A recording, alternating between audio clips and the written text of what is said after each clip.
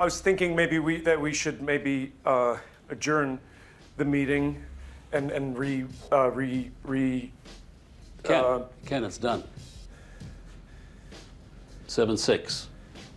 We sell to Gojo. You don't have it.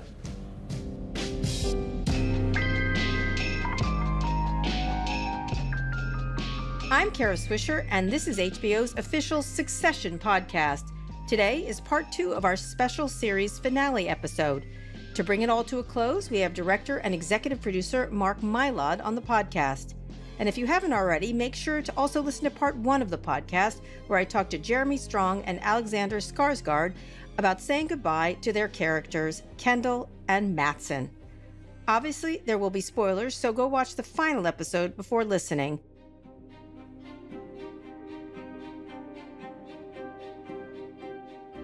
I'm now joined by one of the key people behind the entire series, director and executive producer Mark Mylod. Thanks for coming back on the podcast, Mark. I'm excited to dig into the finale with you. Thanks, Cara. It's nice to be back. So how does it feel to be done, I guess?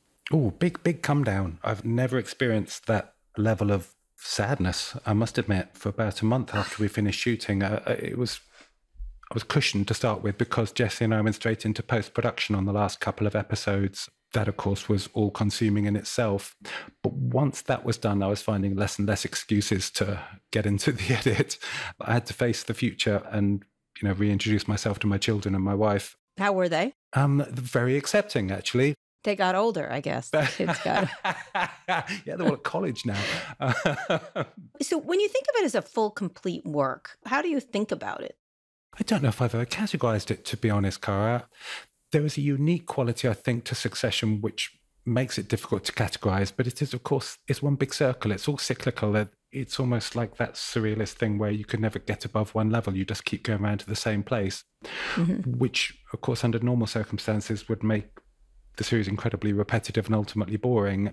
But there's something, obviously, in the brilliance of the writing and the brilliance of the playing, where that never being able to escape their trap, they just go around in circles season after season. So, and that kind of lack of progress in any meaningful way, I don't know how the heck that's so entertaining, but it really is. Yeah, I was thinking more like Dickens because it was put out in newspapers, kind of in the serial way. But Scrooge at least changed. Yeah. I don't think anybody really changes, do they? I mean, their situation changes and things happen to them and they evolve. Tom and Shiv, obviously, in terms of the nature of their marriage, that certainly evolves.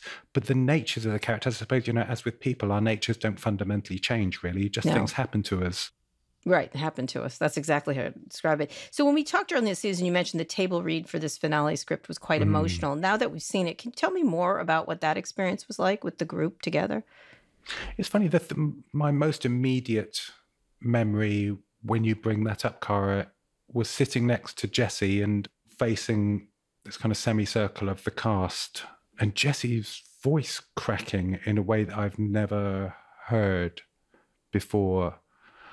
And I suppose it just reminded me again of just how extraordinarily important that moment is for the writer, for the creator of the show, to hear his words aloud for the first time and the last time of the finale episode.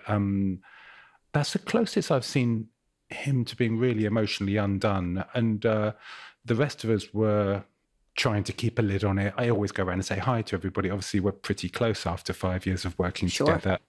So I was going around and doing my usual rounds of, hey, how's it going? And nobody wanted to talk. I would have taken it personally on any other day. Yet there was a tension and a sadness, as you can imagine. There's so many, this is the last time we'll do this, and this is the last time we'll do that. But that was the first real big one. Right. This is the last time we'll all be in this room reading a script for the first time together. Right, absolutely. There's so much pressure on TV series to really land the final episode, but the penultimate episode, which you also directed, is just as important. How do you think of these two as a couplet? I do think of them as a couplet, but I also think of the season as one long story. One day after the next kind of thing. Yeah, exactly. And specific structure to this season as being 10, maybe 12 days, but that crunch timeline, we've never really attempted that so deliberately before. And consequently, the emotional state, particularly obviously from episode 3 onwards, is so important to track that truthfully from episode 3 through to episode 10. Right. Did you have to get something right in episode 9 in order to set up episode 10? Oh, yes. Just structurally, in terms of character structure, where we needed the 3 siblings to be specifically at the end of episode 9 was incredibly important. We needed Shiv to be ascendant, we needed Kendall to be ascendant, and we needed Roman to be on the floor, to be utterly broken. That was really important in order to launch the trajectory of episode 10.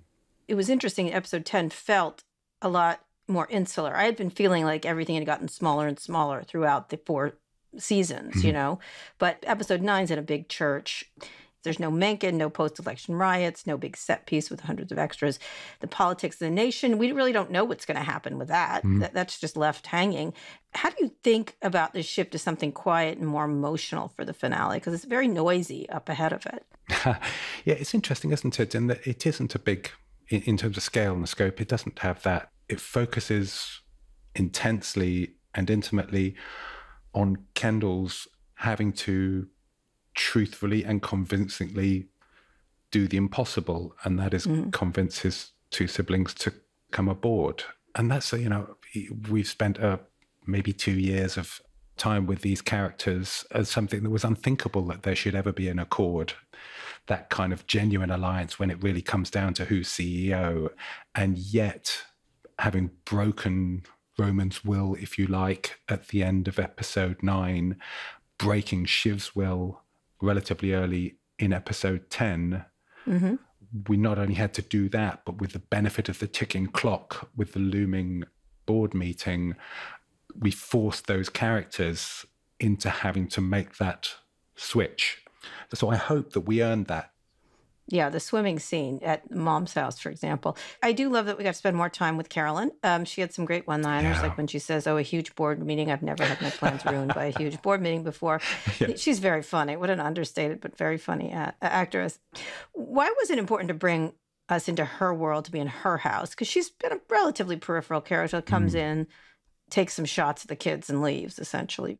For me, and I can't speak for Jesse and why he wrote it that way, I loved the idea of an almost normal version of family. Obviously, the father has passed, but there's mum and there's 3 kids in one house, albeit, a Roy version of a normal house. Whenever we get a window into those characters as children, I feel that gives us a window into their vulnerabilities and a connection to them. And that's what we needed.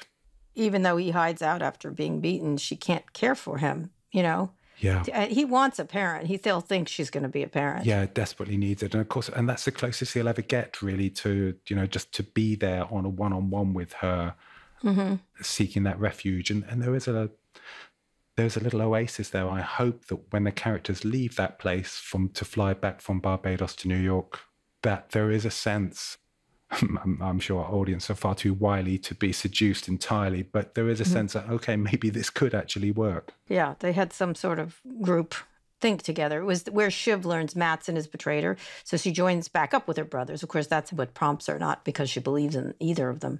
And then they agree to support Kendall as CEO. Let's listen to a minute of this. I don't know. We could give it to him. Yeah, we probably should. Unless we kill him. Okay. Kill him. Yeah. I like that. That's intriguing. How we do it. Well, just a bit of horseplay gone wrong. Just a biff to the head and a bonk on the noggin with a coconut. Wait till he goes limp. He goes around, comes around. Yeah, and if we kill him, we get to go to bed. I'm tired. It'd be so annoying if it went wrong. The murdering. Like, did you just try to murder me? Dude, that is so not actually what you're meant to do, and it is not a good thing to do. You guys actually just murdered me. You guys are the worst. How dare you? This is a very light moment, this night scene. What do you think they're actually feeling? What are they hoping for? To believe in him, right? Which they don't, because the minute it turns, they go right back. Yes, it is the classic thing of how we all deceive ourselves when it's necessary to. And I think that is what's going on here. There is no other path at this point, so let's make the best of it, I think is the somewhat prosaic conclusion that both characters are coming to in this moment. But I think with both of them, a relief to have an excuse. If the ghost of Logan were before them, they could both say, I couldn't chase it anymore. I pushed as far as I could, but then I could go no further. And they had a legitimate excuse to not fulfill that proposed destiny. And their impersonations of Kendall are very funny. How many versions did you do with the two of them? Just lots, because we never do the same thing twice. So there were a lot, and there were improvised versions because it's Kieran and Sarah. So of course there are going to be. So there were a bunch of different versions. That just happened to be the one that made Jesse and I laugh the most. Yeah, they were very funny. I could see them enjoying themselves there. They finally got to also act as playful kids instead of competitors. Probably the happiest we've seen them together. How did you get like that, besides making them make that drink? We talked about that with Jeremy. But how did you get that? And what was the vibe filming those sequences? You know, first of all, we're in an incredibly beautiful house in Barbados. So the scene is set. It's difficult not to have a great time. It's funny with any kind of tone setting with that cast, particularly with the siblings and Matthew also, tonal conversations are something that we rarely have. There'll be not even corrections after the first take, which I try to be as, freestyle with as possible. There are adjustments and there's, could we pursue this? Let's explore that. But in terms of saying, hey, you're going to be happy now, they're just way too smart for me to do that. They don't need somebody to say that. They know that and they study it with extraordinary detail, so they're armed to the teeth. Right. You could sort of see what they would have been like as children if they had had support, right? Exactly. That's lovely, the tragicomic blend, isn't it? Where it's funny, but that heart-rending sense of they could have been vaguely normal, functioning adults instead of just walking around with this weight. And that was a happy moment. You saw that, the possibilities. It probably was the happiest moment. Can you think of a happier moment in Succession?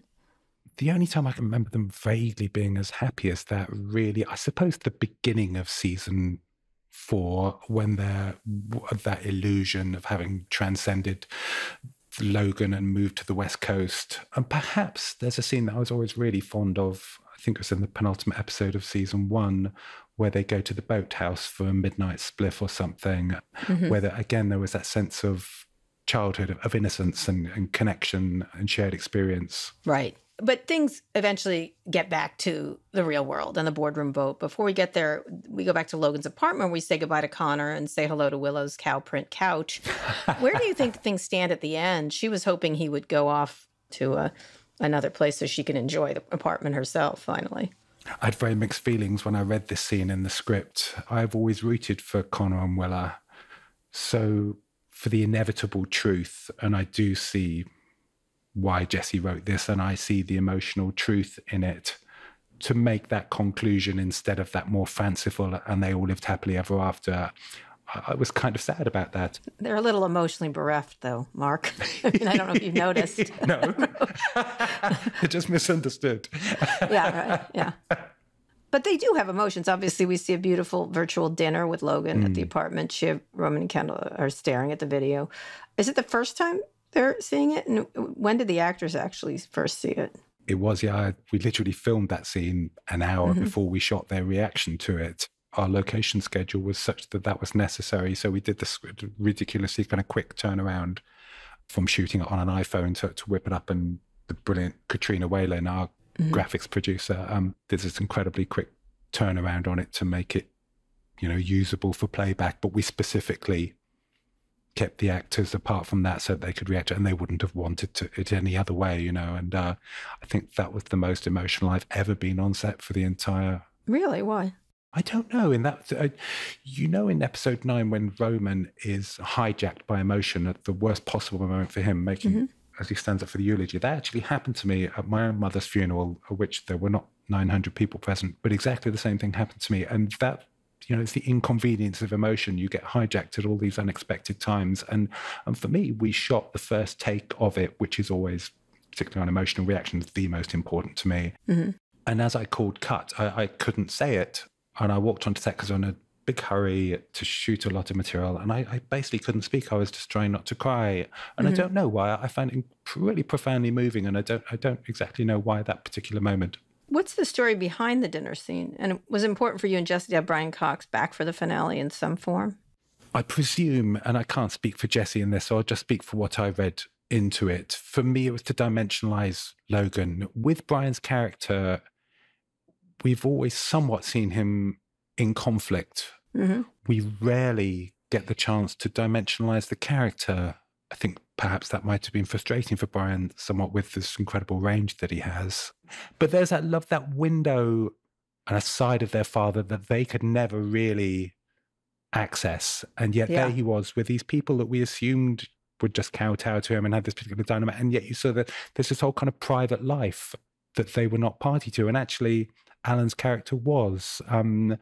So on the one hand, I expect that must have been incredibly hurtful to them, but they were in a place where they were able to be generous with that, I suppose. Right. Yeah. And it's important to have Brian back, I think. And that. Yeah. But he wasn't in the boardroom fight. Did you all debate where the final showdown would happen? Or it's sort of the typical boardroom. I've been around a lot of those. How did you make it feel so tense? Obviously, the glass is important where everyone can see it all unfolding. Yeah, the goldfish bowl is important for the mise-en-scène, isn't it? It's everything and everything. And of course, it starts with Jesse's brilliant writing, starts and ends with that, really, and our brilliant cast. From my point of view, I'm just looking for every tiny little incremental element that I can crank up the tension just a tiny bit in the hope that cumulatively that will... Makes everyone feel awkward and upset. Sometimes you set up scenes without telling Jeremy so you could give him something spontaneous to respond to. Did you do that in this scene? He thought Shiv was going to go with him, right? No. Yeah. What? Yeah, that was all improvised. That wasn't the ending at all. At one point after the denouement with the three siblings in their kind of private room that they go into to fight, at one point I shouted to Jeremy to go back into the boardroom, and he did. And the camera, because we have genius camera operators and brilliant sound team who everybody just went with it, and the actors in the boardroom saw it coming, so we followed Jeremy's character back into the boardroom. It wasn't scripted that particular point, and he tried to muster some dignity and to reset proceedings. And Peter Friedman brilliantly just stayed with it. We swung the camera onto him. He said, "It's done. You don't have it." We swung back to Jeremy and we took him into the elevator, which was always scripted that he would walk to the elevator. But that moment was entirely improvised, and it ended up in the final cut because there was a beautiful kind of closure and finality to it. Right. So that's one that comes to mind. Yeah, you haven't got it. The key vote was Shiv, obviously. What was the moment? When did she start to wobble, do you think? Well, let's go back to the beach for a second. You know, that accord by necessity between Roman and Shiv, and maybe in even the next morning in that little goodbye hug between Harriet's character and Sarah, a little, I hope, sense of Harriet's character knowing that Shiv wasn't 100% there. But really, I suppose it's when Kendall sits down at his dad's desk when they meet with Stewie before going down to the final board meeting, the reality of seeing him there, that suddenly made it real. That is the future, him sat there in that insufferable way from her point of view. That's when I think the denial started to crack. And then seeing the cronyism with Stewie and seeing how she might be sidelined. And again, then they're just seeing his Arrogance. the arrogance in the board meeting itself. It would cumulatively, and that was actually a big point of discussion between Jesse and I in the writing, and as it was in episode 9, as to how much should we cede, and if we should cede at all, Kieran's descent and fall, the eulogy, should we cede that at all? And I thought Jesse was very clever, and he did a rewrite on a scene there so that we could give Kieran the chance to react to the story of his father being locked in the hold in the Atlantic crossing with the convoy, and just so we were able to take Kieran down instead of it just coming out of nowhere. And we did the same with Sarah, I think, in the initial script, perhaps, and forgive me, Jesse, if it's a disservice. I think we'd originally envisaged it as Shiv's walking out of the room and I can't stomach it, of that coming out of nowhere. So dramatically, we, the audience, would be, where the heck did that come from? And there was, I think we both came to the conclusion that that might feel a little like a device. Well, she also found out about Tom and that maybe she had another path, right? Yes, there is that element, isn't there? The big fight between Shiv, Kendall, and Roman is devastating. Everyone's watching, as we said. How long did that take to film, and how did you get them into this explosive place? I mean, there's been years and years of anger and pain pouring out of them, and it comes back again. Yeah, we had to do something that we don't normally do when we're coming up to a scene of such conflict. Normally, I'll just say you're going to walk into that room, and I won't give them anything else because I don't want to burden them. And then I'll talk with the rest of the team as to how we're going to, film it, and I'll keep them separate from that. With this, we had Sarah was very pregnant by the time we shot that. So we did have safety meetings that talked about the parameters of the physical contact between the characters, which of course, Jeremy and Kieran were very concerned. But beyond that, they're just going to find it. And I may ask for more physical. I might ask for maybe this could come down to the floor. So we'll play nuances in subsequent takes. But yeah, they don't need revving up. No, and they also bring back a lot of things, not just his drug use and the kids and everything else, but the waiter's death from season 1 came back in the fight. Shiv was sort of speaking the unspeakable thing. Why did she do that, and why does he do that? I think there's almost a nihilism, isn't there, which Roman expresses so beautifully. This is we're bullshit. I remember reading that and just being devastated for it, because we're bullshit in the most extraordinary way just summed up those characters entirely. In that truth finally settled on them. And Kendall was kind of the last person standing in denial of that truth. Roman probably realized it a while ago. In that moment, I think Shiv perhaps had realized it. However, I'm not sure how consciously, but there's a nihilistic, almost giddiness in just blowing it all up. Admitting that they're losers. So yeah. And in the end, none of these loser kids win. It's Tom who becomes CEO because, as Matsson says, he wants to be a pain sponge. He's willing to make the compromises. Did you know it was always going to be Tom? No, I didn't. And I deliberately didn't ask. I didn't want to know. I didn't want to find myself unconsciously steering myself or anything else that way, which is probably arrogant of me. Not that I'm not sure that would have come across anyway. But no, I didn't want to know. So I never asked what the last couple of scenes were going to be until we got really close to production. I wanted to stay blank on that. But I wasn't surprised, if you like. It seemed one of the many beauties of Jesse's writing is that when you look back at it the second time, it seems utterly inevitable. Yeah. I want to return to a scene earlier in the episode between Tom and Shiv because it feels like a very key exchange of dialogue. Shiv is on a private plane. At this point, she still thinks she'll be CEO. She calls Tom. Let's listen. Look, I know that we've said the worst things, but I think I've always just been scared in relationships of, like the underneaths. What's the worst thing a person thinks? But we know. But once you've said and done the worst things, you're kind of free. Yeah, I guess my question is, are you interested in a real relationship? Honest to God, I don't know. Shiv, I just don't know. Okay. Sure. All right. Bye. That's heartbreaking. She wants something and she asks for it directly, which she never does, right? Yeah, exactly. She thought he would say yes, right? What's changed for him? I think after the fight at the tailgate party, I think on some level that was more kind of cathartic for her than it was for him, perhaps. And I think he's just so hurt by that time. There is an incredible honesty to that conversation, but her, as you say, it's so heartbreaking that Shiv's emotional intelligence in terms of really intimate relationships, attempts at genuine intimacy, is so kind of adolescent and unsophisticated, but no less intense or genuine for that. So it's a genuine attempt to reach out for something that she wants. And, we all feel if we show the worst of ourselves to our partner, that they won't love us anymore. And she is hoping that he still will. And in effect, he says, maybe I don't. And that's wounding, isn't it? Yeah, and she of course hangs up because she can't take that next step. A mature person would stay in that conversation.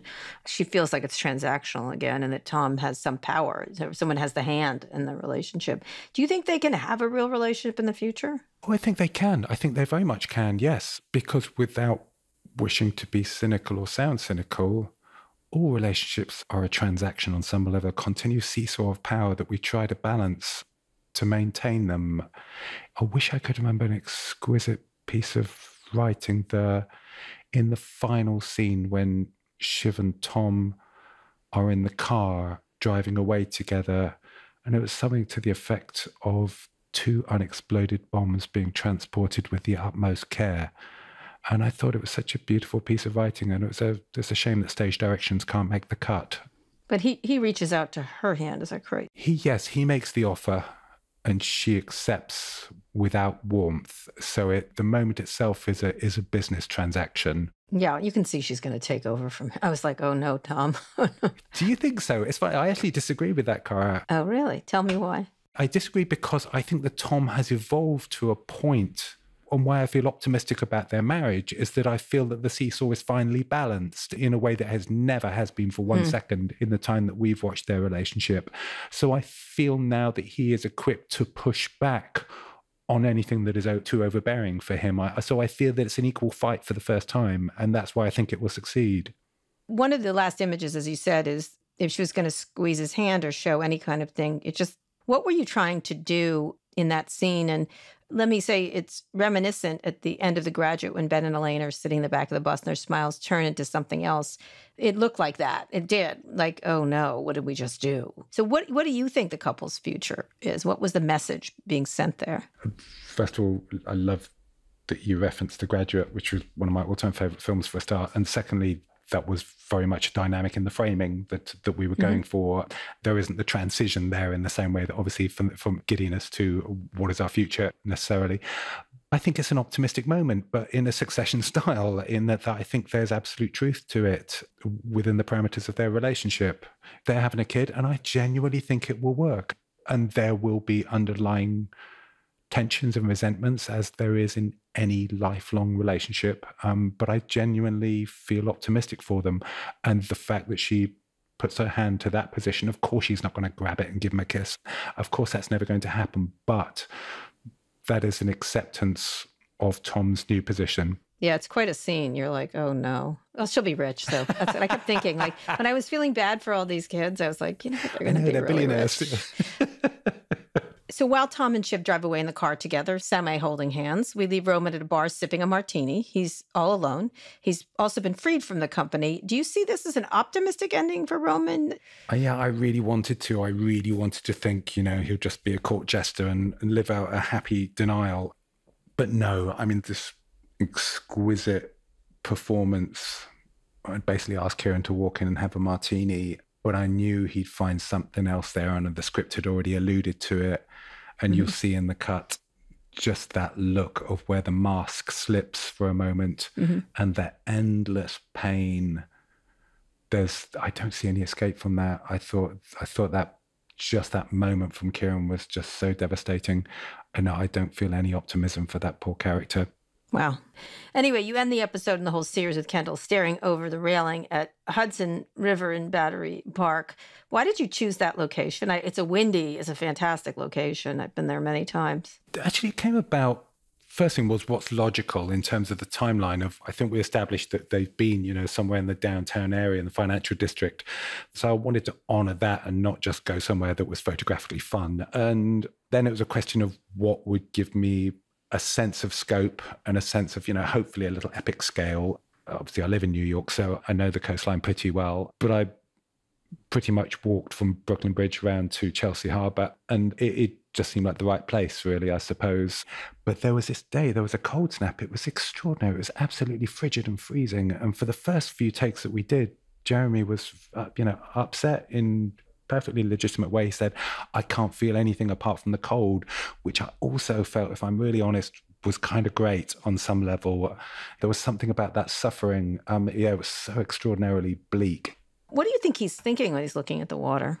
I was thinking, am I going to jump in or not? Yeah, that's to me a bunch of other stuff, but, somewhat reductively, am I going to kill myself? He alludes to that somewhat as a tool. And he says, sometimes I think I might die, if I don't get it. We did talk about what's the worst ending for Kendall. And it really is. I think it's this way. It's always been a tragedy in that, on the one hand, okay, it seems to me that his life choices here, at least where he is either throw himself into freezing water and die a horrible death, or to spend his whole life in this kind of purgatory of unfulfilled destiny and self-flagellation, guilt, ruined every relationship. But like you say, he's a billionaire, so what are we going to do? Apparently money doesn't buy happiness, but it buys nice apartments, that's for sure. Really nice apartments. Did you film any alternate endings? I think there was a lot of debate about what the last shot would be, on which vignette we might finish on, because they all felt really strong. Jeremy talked about scrabbling over the edge too, but you didn't pick that. No, just because I love that position of that's your choice, this terrible choice that is no choice, and he's stuck in a purgatory for the rest of his life. I thought that was just more interesting. Or maybe he tries, but you don't know. Yeah, exactly. It's the you don't know, which I think is the most interesting choice. Yeah, and the guy's there to save him too, so he probably doesn't. It makes people think a lot. So final questions, the brilliant trick of this series is that you made us care for these immoral billionaires. I do care for them, and things feel bleak for them. Again, I don't feel sorry for them. But do you see any hope for the Roys after this? It's sort of a relief that they're not scrabbling for power here in some fashion. They just have money. Do you see any hope for them? I do, in terms of, I feel more optimistic about Tom and Shiv than any other relationship. I worry about Roman in terms of substance abuse, alcohol abuse. I worry about him getting lost. With Kendall, I suppose I worry about just his kind of depression, I suppose. But I think if they could ever get past that, they just move to a place of freedom and actually use all that incredible wealth just to try and find some other purpose in life. This show is definitely toggled between tragedy and comedy in the end. It's more tragic at the end, I'd say. What do you think is the real tragedy of Succession? I guess that's my last question. Oh, blimey. My temptation there was to seek some great kind of social justice comment. But you know what? From the very start, I've actively tried to connect to those characters and tried to find some kind of redemption, some chink, some vulnerability where I really cared for them. And I did. I ended up caring for them so much, almost paternal need and desire to protect them. And that's what I walk away from, actually. It's those three characters, and by extension, Matthew's character and Nick's character, everybody. The characters become blurred with the actors, and I care about them and I care about their well-being. And that's what I'm left with, just those three broken people. Hopelessly broken? Yeah, I would say hopelessly broken. I think it is a tragedy, yes. Mark, thank you so much. You are really such a gifted director, but a gifted storyteller, too. I hope you get to meet your children again and take a nap now that this is all over. Thanks, Cara. Thanks so much. It was lovely to talk to you. Thanks for having me. Okay, listeners, we've reached the end of the line. The Roy family saga is complete, and I am feeling a mix of emotions. Even though it's painful, this ending feels completely right. I've thought a lot about what to say about this series, and it reminds me of the opening of Anna Karenina by Russia's famed novelist Leo Tolstoy, who wrote perhaps the most famous line about families. All happy families resemble one another, but each unhappy family is unhappy in its own way. And you can certainly say that about the Roys, who are unhappy in ways none of us could fathom. A 4-season television version of a novel about pain of all kinds, most especially the pain that lack of love results in. The thing is, as he said, Logan loved his kids, but he did it badly, and they returned the same. It's really a tragedy, but it's also deeply profound and often funny as we see glimpses of them in ourselves, perhaps far too often. The thing is, the Roys do resemble us if we were trapped by money and power and luxury and affluence, unable to escape our fate. Fate has a terrible power. You cannot escape it by wealth or war. No fort will keep it out. No ship outruns it, wrote Sophocles. And the Roys, in the end, got all the fate they deserved, and that breaks our hearts. Thank you so much for letting me be part of your life, well, your Succession life. And I also want to thank Mark Mylod and all of my wonderful guests who have come on the podcast this season and last season. The Official Succession podcast is a production of HBO and Pineapple Street Studios. Our executive producers at Pineapple are Barry Finkel and Gabrielle Lewis. Our producers are Elliot Adler, Ben Goldberg, and Noah Camuso. Our editor is Darby Maloney. Engineering and mixing by Hannes Brown. Special thanks to Sharon Bardales and Pedro Alvira at Pineapple Street Studios for additional engineering. Production music is courtesy of HBO. Special thanks to Michael Gluckstadt, Becky Rowe, Allison Cohen, Savon Slater, and Kenya Reyes on the HBO podcast team. Maynard Key, Tom Haskard, Nicholas Park, and Veronica Geronimo on the Motion Creative team. Diego Aldana, Lexi Barco, and Olivia Beer-Ford in Media Relations and Corporate Communications. Nora Skinner and Max Holloman in HBO Programming. And Mark Dumais, Michael Hagos, Charlie Weber, Zach Crame, Rosie Shen, and Liz Keating in HBO Marketing. And most of all, thanks so much to the wonderful world that Jesse Armstrong created and to the Roy family. We wish them well, but we know it's not going to turn out that way. In honor of our dearly departed Logan Roy, I'll leave you with these parting words. Fuck off. You've been listening to me interviewing artists, creators, and people playing billionaires or those sucking up to them, and there are a lot of them. If you like that, you can listen to my other podcast, On with Kara Swisher, in which I grill artists, CEOs, billionaires, experts, but rarely do I allow a suck up. And they're all real, 100%. Search for On with Kara Swisher wherever you get your podcasts.